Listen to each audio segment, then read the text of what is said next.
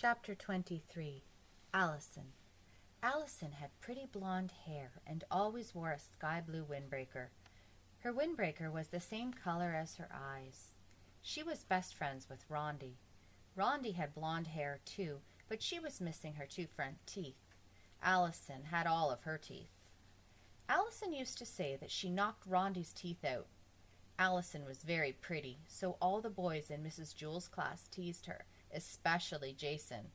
But Allison said, "Leave me alone or I'll knock your teeth out, like I did Rondi's." The boys didn't bother her after that. One day, Allison brought a tangerine for lunch. She took the peel off in one piece. Miss Mush, the lunch teacher, walked up to her. "Allison, may I have your tangerine, please?" she asked. Miss Mush always gave food to the children, so Allison was happy to give her tangerine to Miss Mush. Miss Mush shoved it in her mouth and swallowed it in less than 4 seconds. Allison left the lunchroom and walked down to the library. The lunchroom was on the 15th story. The library was on the 7th. Allison already had her book. She just went to the library because it was nice and quiet there. The librarian walked up to Allison. "What are you reading?" she asked. Allison told her the name of the book. "That sounds like a good book," said the librarian. "I never read that one. May I borrow it, please?" The librarian always lent books to the children. Allison was glad to be able to return the favor. She gave the librarian the book, then walked down the stairs outside to the playground. All of Allison's friends were playing freeze tag. Allison didn't feel like playing. She reached into the pocket of her sky blue windbreaker and took out a tennis ball. She bounced it a couple of times on the ground. Louis came up to her. "Hi, Allison," he said. "May I play with your tennis ball, please?" Louis always gave balls to the children. Allison happily gave her ball to Louis. Louis threw the ball all the way to the other side of the playground. Then he went chasing after it. Allison didn't feel like doing anything. Jason ran up and tagged her.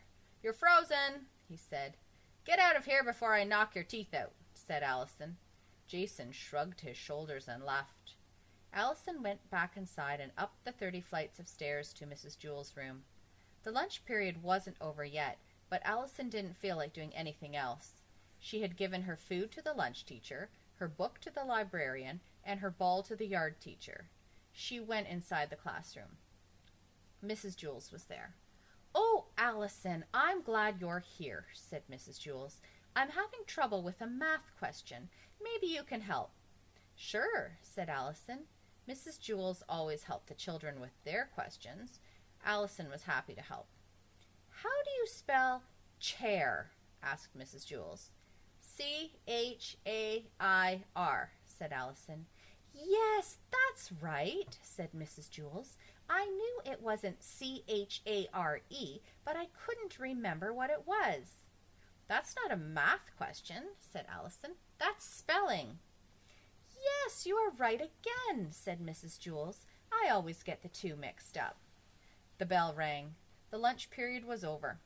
Allison could hear the other children running up the stairs. "Allison," said Mrs. Jewell, "you learned a very important secret today, and I don't want you to tell any of the other children, not even Rondi." "What was that?" asked Allison. She didn't even know that she had learned a secret. She loved secrets.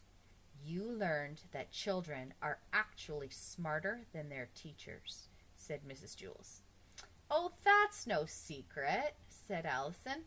"Everybody knows that."